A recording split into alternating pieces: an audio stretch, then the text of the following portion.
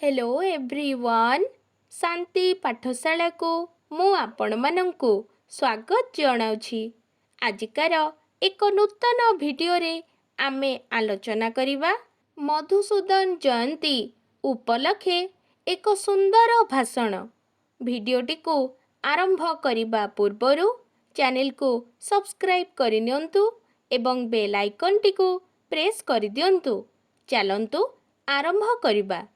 सम्मान्य सभापति महोदय, वरेण्य अतिथि, पूज्य गुरुजी गुरुमा, प्रियर भाई भौणी माने एवं सभारे उपस्थित समस्त सभासदगण, आजि उत्कल गौरव मधुसूदन दासंक जन्म जयंती उपलक्षे मते किछि कहिबार सुजोग मिलिथिबारु मु निजकु धन्य मने करुअछि।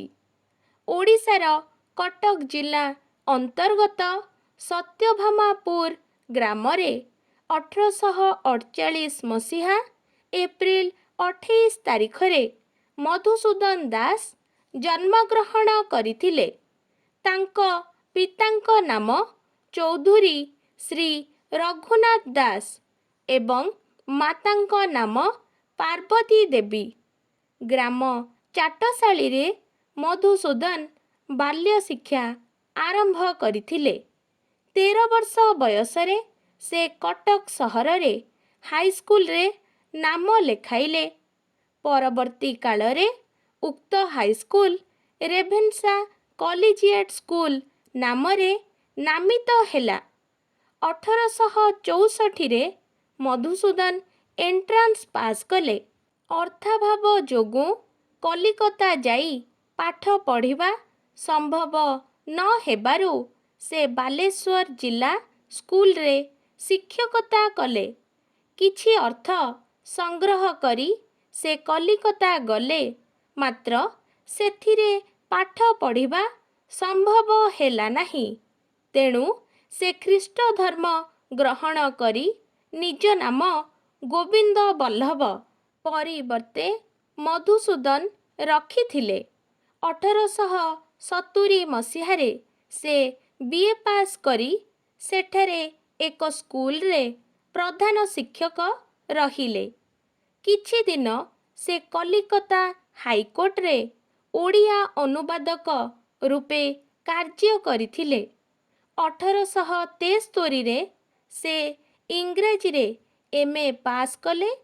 तार किछि काल परे बीएल पास करी से कलिकता हाईकोर्ट रे ओकिलाती कले। सेठारे मधुबाबू ओडिया प्रवासींकर उन्नति पाई कार्य आरंभ करिथिले। 1880 रे मधुसूदन ओडिशा को फेरिआसी कटकरे ओकिलाती करिथिले। तांकर प्रचंड ज्ञान थिबारु से ओकिलाती रे विख्यात होई उठिले। ओकिलाती जीवन रे बहु दरिद्र लोकंको पाई से बिना फीस रे लढ़ी सेमानंकु न्याय प्रदान करिथिले। 1883 रु 1890 पर्यंत से रेभेन्सा कॉलेज रे आईन अध्यापक भावरे कार्यभार तुलाई थिले। 1896 रु 1911 पर्यंत से बंग व्यवस्थापक सभार सभ्य हेले। 1903 मसीहारे से उत्कल सम्मिलनी गठन कले। 1905 मसीहारे उत्कल टैनेरी नामक जोता कारखाना प्रतिष्ठा करिथिले। 1913 रु 1923 पर्यंत बिहार ओडिशा व्यवस्थापक सभार सदस्य और स्वास्थ्य मंत्री दायित्व ग्रहण करिथिले। मधुबाबू तांको जीवन काल मध्यरे 2 थर बिलात जाइथिले। से थिले प्रथम ओडिया एमए, प्रथम उकिल, प्रथम बिलात यात्री, प्रथम ओडिया मंत्री। विच्छिन्न ओडिशा को ଏକ ସ୍ୱତନ୍ତ୍ର ପ୍ରଦେଶ ରୂପେ ଗଠନ କରିବାରେ ସେ ବିପୁଳ ସହଯୋଗ କରିଥିଲେ। ବାସ୍ତବିକ ସେ ଥିଲେ ସଂଗ୍ରାମ କେଶରୀ ସିଂହ ଭଳି ସାହସୀ।